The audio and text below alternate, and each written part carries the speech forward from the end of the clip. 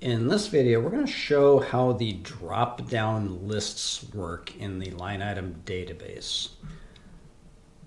So we'll go into the preferences and we'll set up a couple drop-down list fields.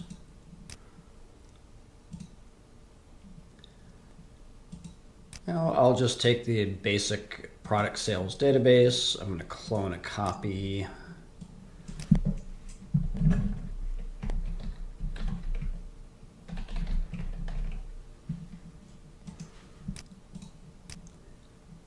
And now we're going to edit the definition. Now for lists, we want to go to this lists tab and set up a list first. And then once the list is set up, then we can add global or line item fields using the drop-down data type. All right, so we'll go into the lists tab and we're going to add a new list and give it a unique identifier.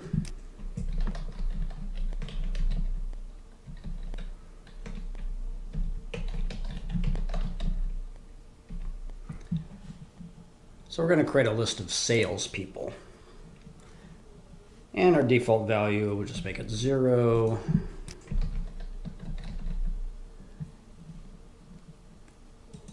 And we'll start adding items. So the values have to be numbers and they have to be unique. One advantage of this is that you can use your drop-down list fields in calculations, and the calculations will be performed on these values, not the display values. All right, so we'll just add an item. Every time you add an item, it shows up in this item here.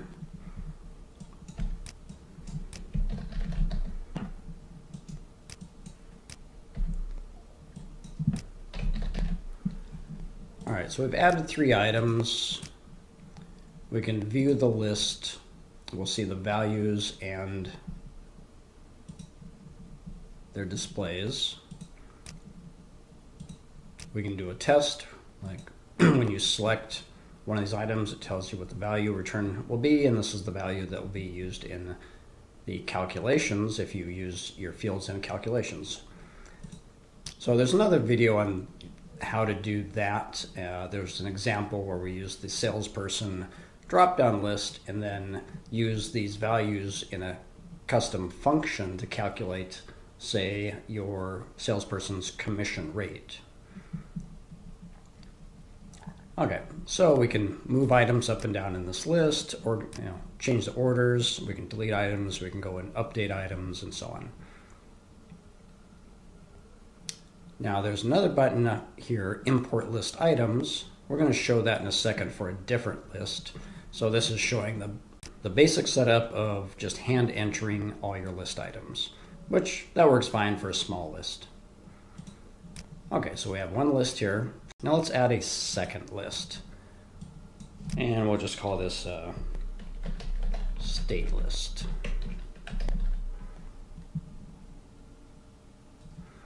Now, what if we're going to add a list of common things that's a pretty long list? That's going to take a little while to hand enter a whole list of, like, say, all 50 states or 100 or more countries or so on.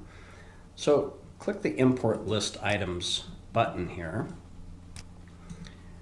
Now, we can import from, like, an external spreadsheet. Say if you'd taken your existing database definition, exported it to a spreadsheet, there's a feature there where you can import a list from that. But we also have this pre-made list, which is an actual Excel spreadsheet. So if you highlight pre-made, open the spreadsheet, you can see we've already pre-made an Excel spreadsheet that has all the states plus military and territories, states by name, same thing, states, territories, military locations by name, countries, countries by code and value. So you can, you know, ethnicities and so on. Given titles, genders, months. So you can actually add your own tabs in here. Since this is an Excel spreadsheet, you can just click the plus button, add a new sheet, and then just following the same convention here where this will be the name of the list in the drop-down. This will be a description.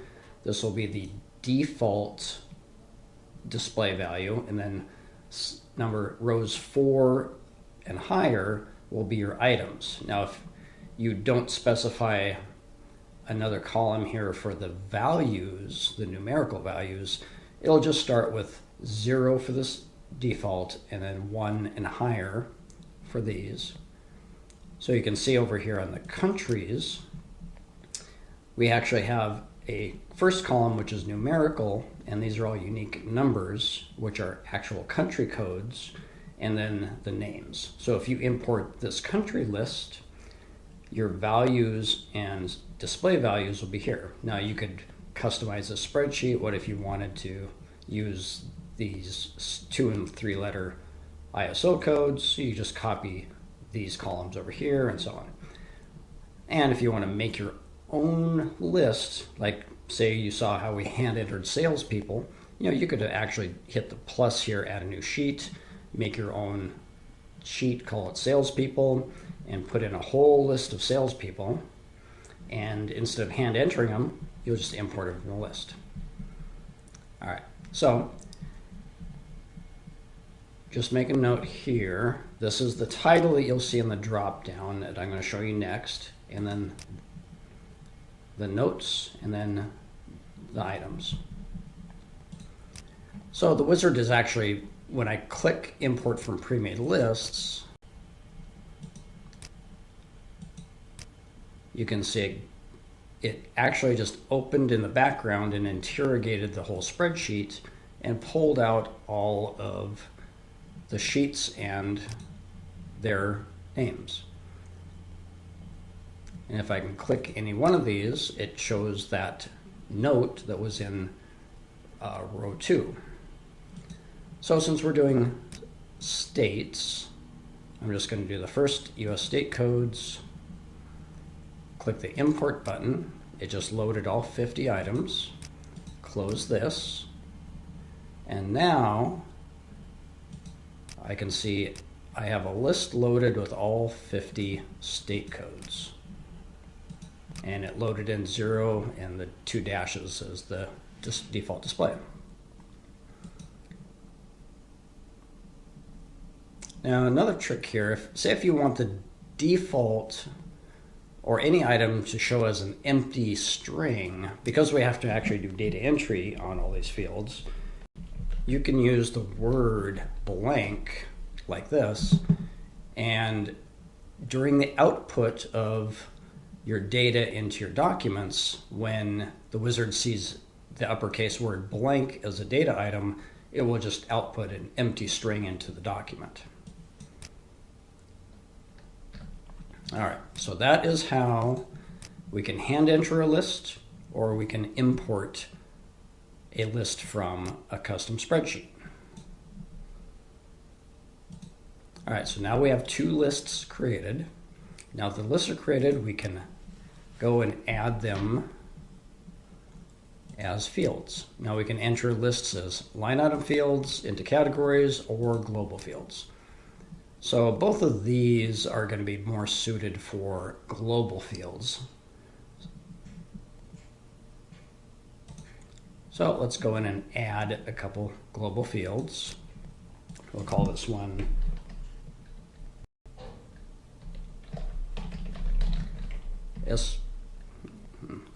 S person, and the data type, we're going to click drop down. As soon as we change this to drop down, it gives us which list. So we're going to pick the salesperson list, And we could select a default value, so it's always going to default every project to a specific salesperson, or just leave it empty.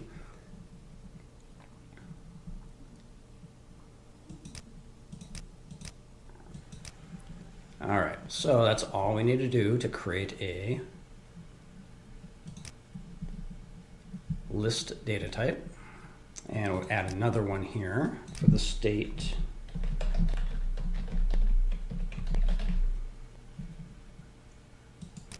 Make this a drop-down list. This will be the state.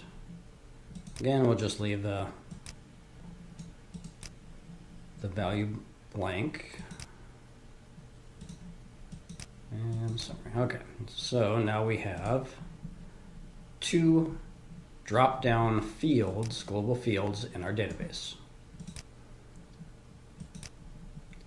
Now I'll just do a quick test on our database. Every time we make changes to the database definition, we want to run a test, make sure it doesn't find any errors. That'll look good. So now we can put these drop-down lists into use in a project.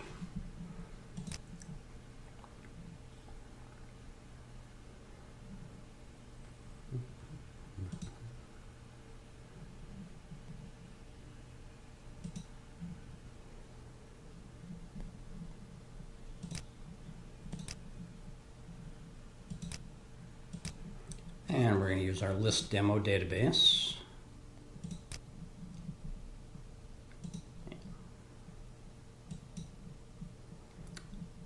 All right, so let's go set up the global data first. So we have a 6% tax rate.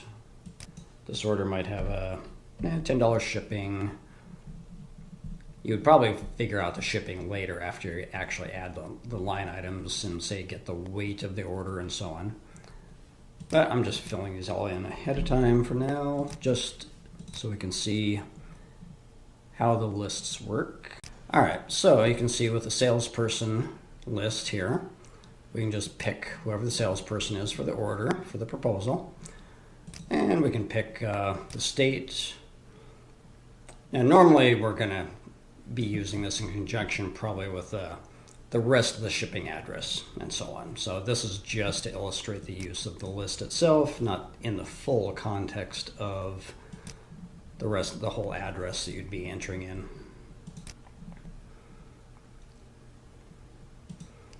All right, so now let's go add a line item.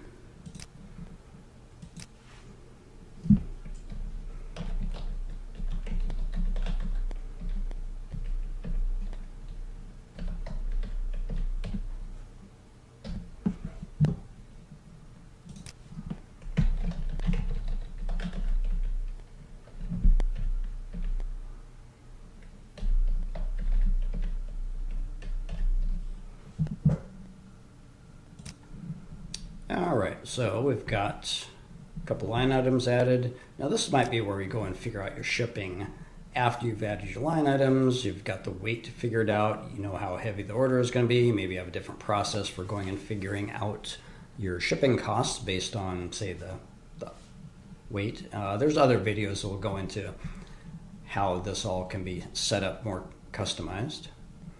And you can see our two list items that we had selected. And we'll just do a test and preview. Now the way we're using these lists here, in practice we would actually go and probably modify the template to put these particular kinds of lists in, say, up in the body text of the documents, not in the footer, or not in the summaries here.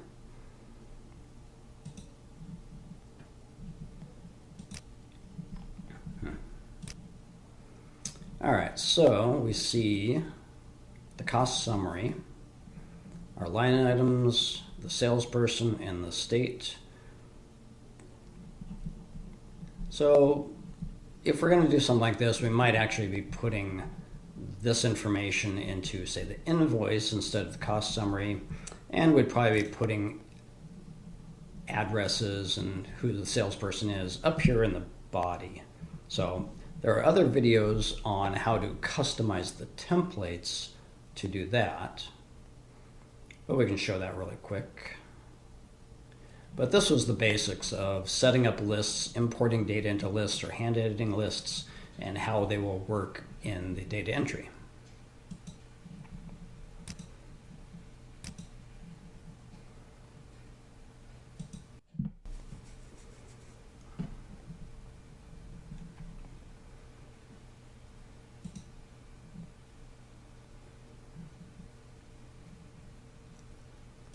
So we'll just go back into the preferences, and we're going to go into the quote templates.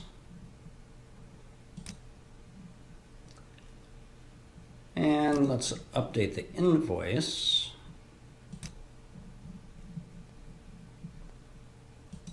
And we'll click the add tables with quote tags.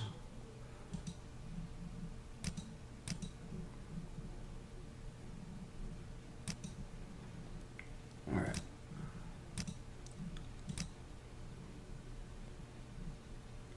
So we've just made a custom copy of the invoice for our database that's going to now include tags for this lists we've just added.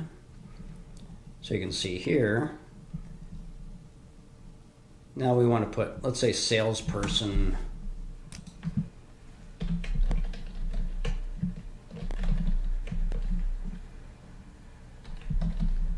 QS person, match this to the other styles, and this is going to be proposed get subheader 2. Okay, now we've put the salesperson actually up here. Let's just remove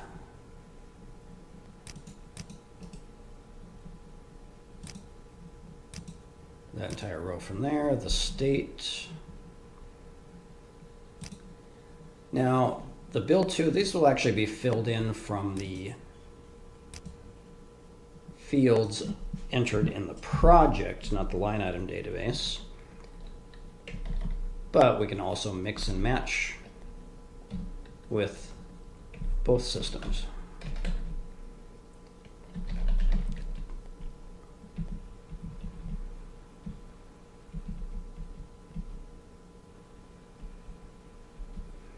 All right. So you can see we've got the state code, which is our drop-down salesperson up here. We'll remove this from here. So we're basically creating a custom invoice template that will put our new drop-downs up in the body of this invoice, just to show you how you can customize all this stuff. And these items, first name, last name, these addresses, city, work phone, these are coming from the project data fields, not the line item database fields. But we could go and recreate fields for all of these if we wanted to in the line item database, but it's kind of duplicating something that's already set up in the system. All right, so now that we have that custom invoice set up, let's just go recreate that project and you'll see the invoice.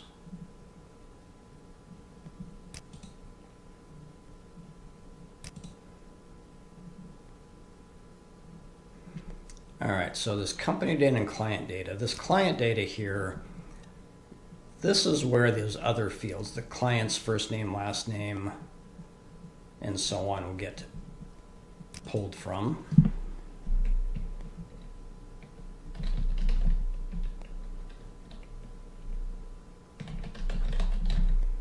All right, just to show you. So you'll see we don't have a postal code here, or the state code. That's going to come from our drop-down.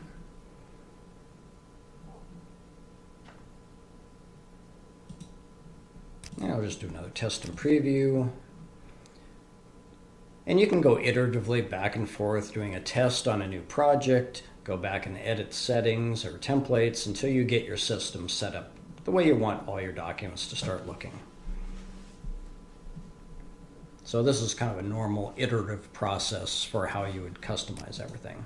All right, so now you can see that our drop-downs, the salesperson and the state, have been moved out of the summary lines here, and they've been moved up where we added those tags. Now, they're still here in the cost summary, so that means we could either create a custom template for the cost summary where we would just not add lines down here for these, or we can just go flag these new fields to be invisible when the wizard's creating the table like it's doing for the cost summary. And that way they will drop out of the cost summary, but they would display in the invoice here. And there's another video that really goes into depth on how to do those kinds of customizations. But for now, this will cover how to use the drop-down lists in your line item databases. Now, another option we have is we can export our line item database.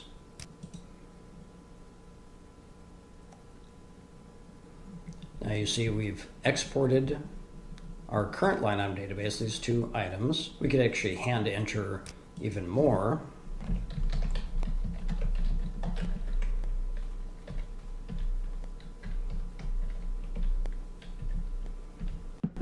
And these columns here, calculations, the ones in orange, those are used as calculations, so we don't actually have to do data entry for importing this back in. The summary, same thing. We can change these. We wouldn't change these because these are calculations. Now our salesperson list.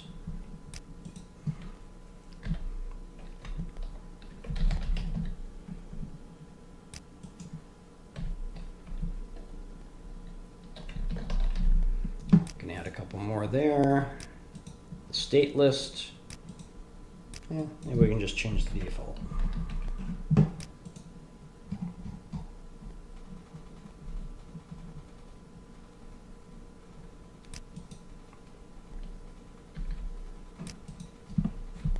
Yeah, maybe we just want to add in let's just add one in for maybe Puerto Rico or something.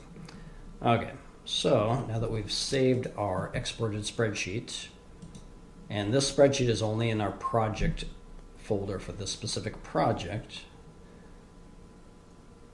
but now we can import the data from that spreadsheet.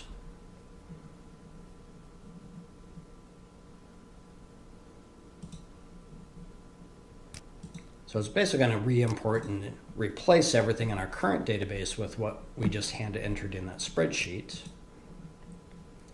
Now we can go into manage the data. We see there's 3 lines. So you can see the yellow widget that we added in the spreadsheet. Manage the global data. And now you can see it's actually imported the new salesperson items and the new state list item. Now, because lists are at the database definition level, we've actually updated the database definition doing this. So let's go show you that real quick.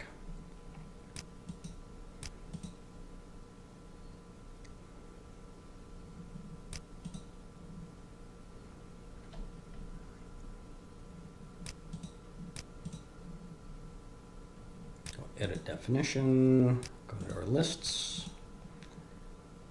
Now we edit our salesperson list. Now you can see these new entries are down here that we just imported from that project spreadsheet. And in the state list, it updated the default display and pulled in that new value at the end. So that's a third way you can get data into your lists for use across all your projects, is to just import the data from one of your projects using an Excel spreadsheet. All right, so that is pretty much everything you need to know about using drop-down lists in your line item database. Let us know what you think in the comments below. And click subscribe to keep up on the latest proposal writing tips with Proposal Kit.